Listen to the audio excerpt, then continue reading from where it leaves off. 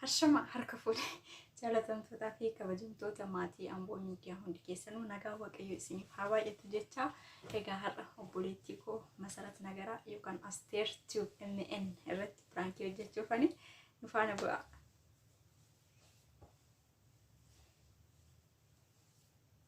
Hello. Yes, tu. Nagaan si fata. Amin sifa. Jira galata ani ko nyuda jedhe. Nyuda jedhe ani biyya kaasuka. Abba yaa'utu atuma walitti dubbanni achiin dura malee nama hin beekne gonkumaan kaasu argite. Jinjanaan barbaadu. Jinjanaan barbaadu. Jinjanaa yalla bunyaa. Injiru jinjanaan injiru. Nagaan si fata umbukumaan. Amin. Sifila Maalin ta'ee dhugaa gaaba. Maalti? Namatti akkasiin fakkaadha bar. Masarat gaarii jabeetti wayii namatti fakkaadha bar na ijoolleen naan. Akkam? Gaariidhaan na argatu. Lachumaa deestu. Gaarii jabeetti fakkaadha. Jechuun keessa nama Rabbii fi abbichatu beeka. Nama fuulduratti garuu hin beeka. Namni akkuma sitti itti fakkaatetti si fudhachuu ni danda'a. Yaa nagaa keessan bookii maal ta'e raanchi garaa kiyya akkasitti nama tokko jedhamante maal ta'e si'a sadaffaa keessa kotanii jennaan achiin booddee sadaffaa irratti deemaa ture. Kabbi feegeen booda jirteedhanis yeroo baay'ee moo beektaa waa keessa dhufee umtirii jechuun jaalladhu. Achumaan sadaffaa irratti sagalee si qabe. Maal taate garuu bookuu nagaa keessa? Astuko nagaa kooti garuu xiqqoo ishii miira aarii keessan ture. Egaan beekta jireenya biyya lafaa kun si qorti. Akkas ta'e. Innaa waan ta'e aariin ture jetta. Kaleessa koo asirish amma kaleessa antiin jeneeta. Kaleessa yeroo sanatti amma yaadni koo bittimaadha beekte kaleessa yoo si jedhu televiiraan jiraachuun immoo sagantaan bobaaf taraa kiyyaa bakka yaadni koo asii achi na bittinnaa'e malee akkasumatti naaf galeera akkati xinnoo ishiin tirii rakkina si bira jiru jechuudha. Har'a immoo keessa bona deddeebi'e jechuudha. Yeroo miti biyya Oromaa kana keessatti keessumaa dubbatteen baafattu jireenya ulfaataa yoo ta'eyyuu waaqayyo nu gargaara. Maaltu sirra ga'an booko? Hayyaastuu koo keessaan dhuftee na dubbisuu keetiif na gaafachuu keetiif galatoomisiin jedha obboleettii koo. Akka tasaa ta'e beektaa kaleessa mucaa faana guyyaa gara ganamaa walitti buune bakka sanyii wajjiniin. Achumaan ala dhiqaa turreeyyuu gibbii keenya keessa immoo hin beektaa gaa. Bishaan jira. Achi xiqqoo waliin atakarree beektaa waliin atakarree inni bishaan naannoo bishaan bukkee jira. Bishaan bukkeedhaan dhiqaa ture. Akka tasaan naa wal qabannu bishaan keessatti na darbatti beektaa isheenii.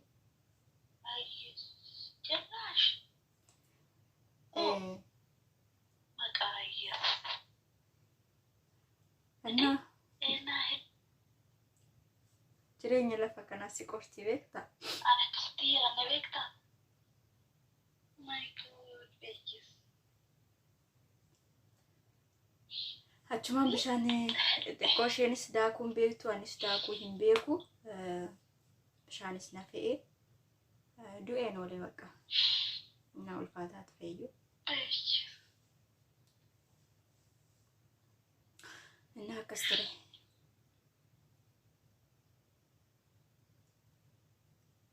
Astuu mboyin ande kaleessa ture wanti kuni galata waaqayyo namni waan tokko sirratti yaaduyyuu gooftaan dabarsee isin kennine taanan uumaan taatu no akkati bochuuf miti an amma dabarseera isa akka kolfaatti fudhadhee jira. Ani har'a kolfaa taphachaa oolee kaleessa garuu qorameera yaa seexanni namarra oolteetu sitti dhufti beektaa kanatu xiqqoo na jeeqe.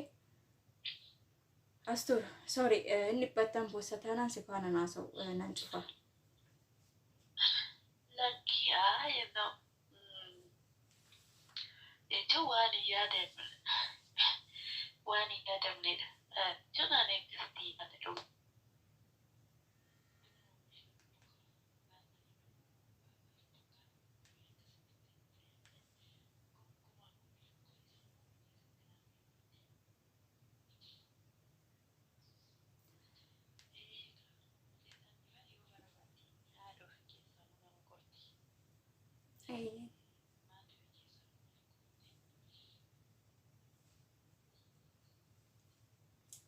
Nah, akkas ture jechuun namni ameen.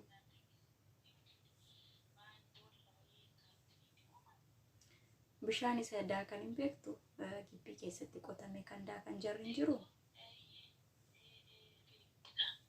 Isa dhabe. Isa naannoo sana dhiqaa turreesi.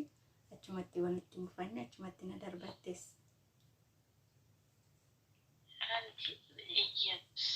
Tamoo akkan kufnetti hin darbatamee hin banne yoo nan ga'e jette bilisa.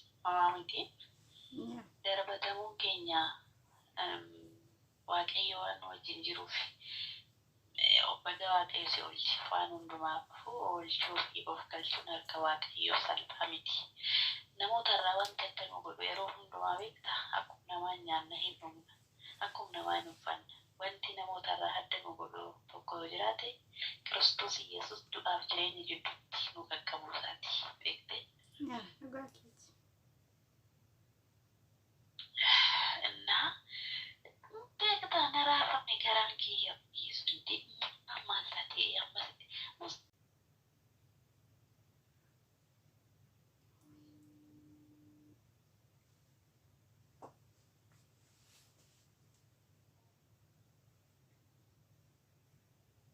Wayyastu raftee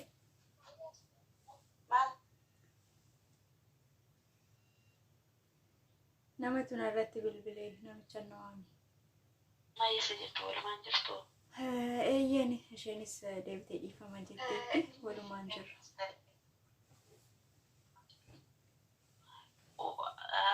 Min maalinni koye gadhe amma wal qabachuu dura siirraa jechuudha. Nama wajjin nyaatanii jedhogdani amma kana wajjin jiraattanii amma wal qabachuu dura siirraa wal sin geessisu maalinni koye. Ani beekaastu isheenis aartee turte ani saaree ture ka'umsi isaa garuu waanuma xiqqoo irratti beektaa waanuma hojii irratti xiyyeeffatedha malee waan biraa miti. Yaw egaa guyyaa tokko nama miilli lamaanuu walitti bu'aa miti.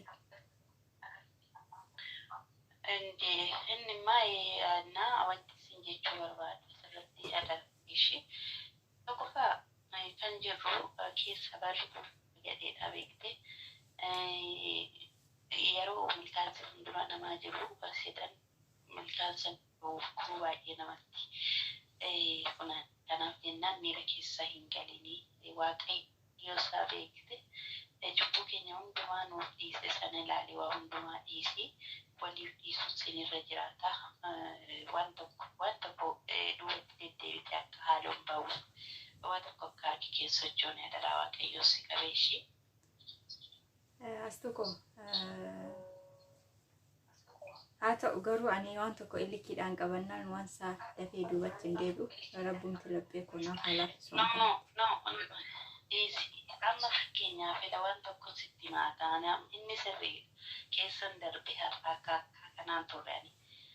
Maaltu jira sitti fakkaatee fakkeenyaaf otoo gaafa innaa kana keessa ruutu sana fe'amtee waa tokko taati.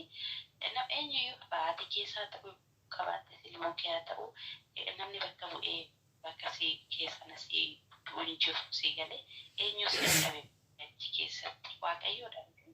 Waaqayyo miti kan si oolche namni si qabe jira homtuu hin jiru.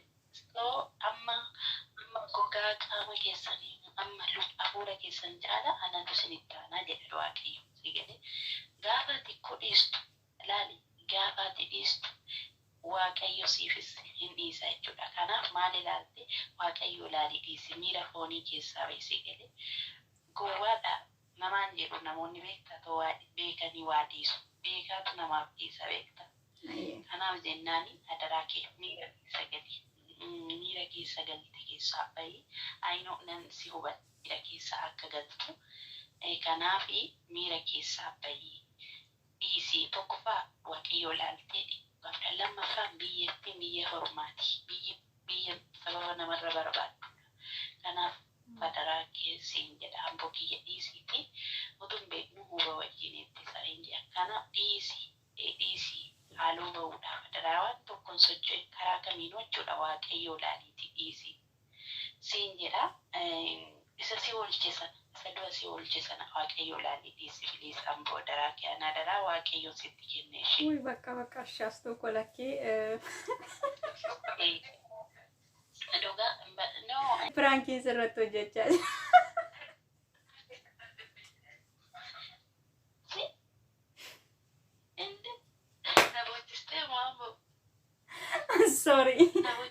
Sorry. Dhiifama guddaa. Ela daawwattoota koo fuulduratti dhiifama. Ol jedheen dhiifama si gaafadha.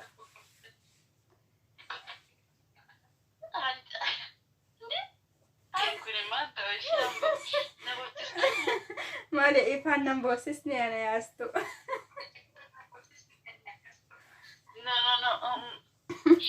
Dhiifama. Sorry. Maatii amboo miidiyaa fuulduratti dhiifama si gaafadha kuno.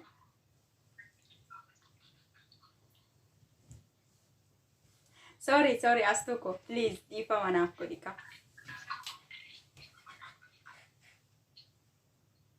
Aster, please, adura waaqa Astuko, ndi Frankiidha.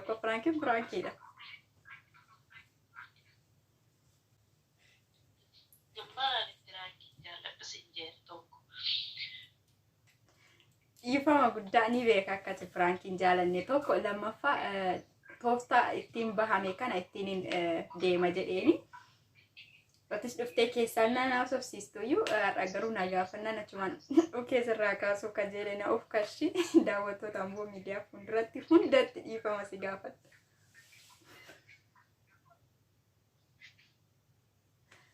Astu. Sorry. Wanti dhiifama caalu jira? Wanti dhiifama caalu jiru garuu fakkaatu rakkii waan hin jaalanneef tokkoffaa dursee gada ማለት namni biyya ormaa jiru dhiisiti nama fidheedha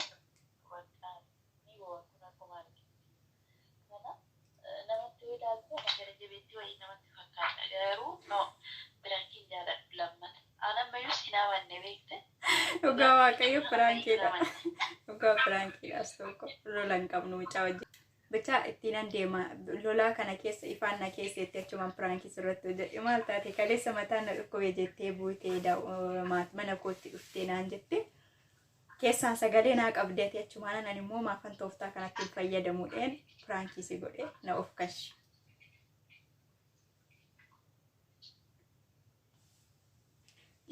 Ifama naa goote? Namaallee akkasiin shawwadamu ture.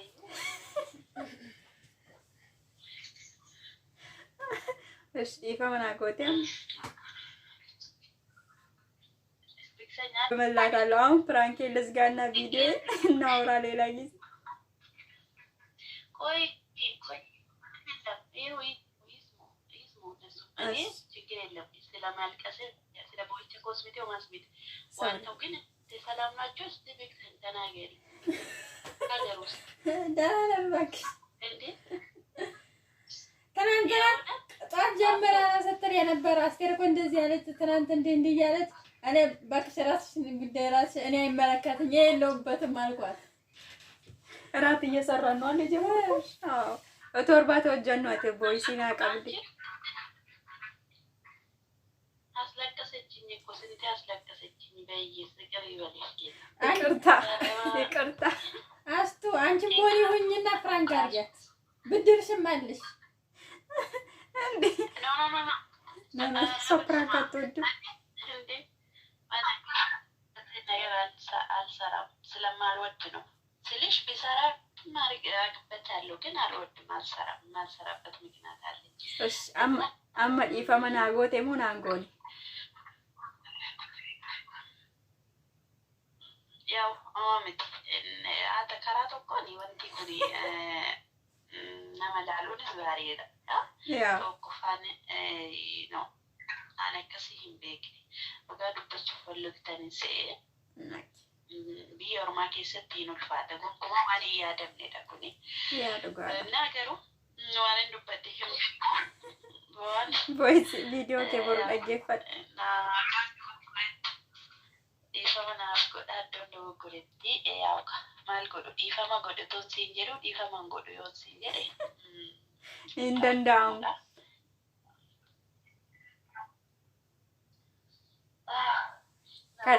Kanaafuu guddaa galatoomii dhiifama guddaa siin jedha daawwattootaa fi kabajamtoota maatii Amboo miidiyaa hunda fuulduratti. Wanti jechuu qabu halalli baale. Okay. Wanta akkasii of keessanitti irratti barreessinaa lafaa kaatanii. Lammaas ነገር ማለት ነው። ሁለተኛ Okay, ቀርታ እንዴ ani ammana si qabadhe dhee yaadeeyyuun beeku wuy narratti cufte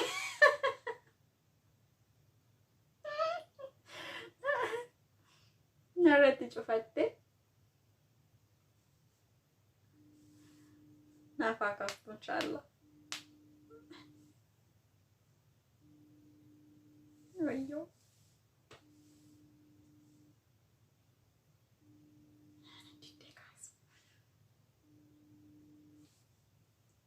እንዴ አስቴር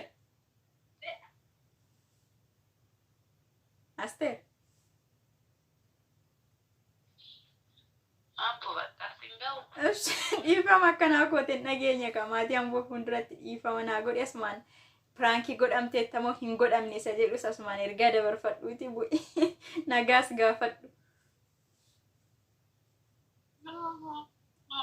No, pirankii kun ani pirankii jedhu kuni waan yaadamnedha jammal jechuudha waan itti yaadamni kee indee lubbuudha bara kuni waan lubbuudha intini jedhedha tokkommoo illi keenya akka taate sin beeka inna bakka kanaaf jedhee tokko lammaffuun immoo kan jirtan biyya Oromaati lapheen kiyya na raafame jechuudha kaleessa mataa na dhukkubaatte jedhe achiin immoo ifaan immoo suura kee akkasuma hojjete maal taate mucayyoon jedhee isakke እና ነቦችስ ደስ ያለማ ለማተናን አርገጥሽ ዝናርገጥ ሲዲስ ኢፋማ ከዲንጎን ኢፋማ ናገጥ የተሰክቲ ዋቀየዋን ቴፊ እሺ ኢፋተው ያው ገርወነ ከስት እንደቢ ለማት ጓብታችሁ ወፍረት ፈረስ ለፋካቴ ዋን ሲፋዲስ እንደ ዋቀዮና ፋዲስ ዋየ እንዴ ማቲ ኤርጋና አምቱ ማቲ ኮቲፍ ማዩ ኤርጋና ሻኑ ከሃሪ ራይሽ ዋደ egaa kabajamtootaa fi jaalatamtoota maatii Amboo miidiyaa hundi keessanuu Asteer ergaa dhaammachuu dadhabdeetti miira haarii keessa seentee turte. Ani hin eegne iyyuu akkasitti hin rifatti hin naati jedhee hin eegne rifattee aartee. Egaa asiinis haa ta'u achiin pirankii godhadheera yeroo calqabaatiif yoona info korti tureyyuu Asteer hundi keenya iyyuu hin beekna. Pirankii namni tokko narratti hin hojjetu jechaa turte. Egaa pirankii calqabaa Amboo miidiyaan sirratti hojjetteetti. Siniin jedha maatii Amboo miidiyaa kan taatan hundi keessanuu galatoomaa duraa kaastanii hangammaa kan nafaana turtan. Dogoggora jidduutti dogoggorre yoo jiraate dhiifama sin gaafachuu barbaanna. Yaada qabdan immoo koomentiirraan kaa'uu dandeessu. Waan nafaana turtaniif galatoomaa turtii gaarii.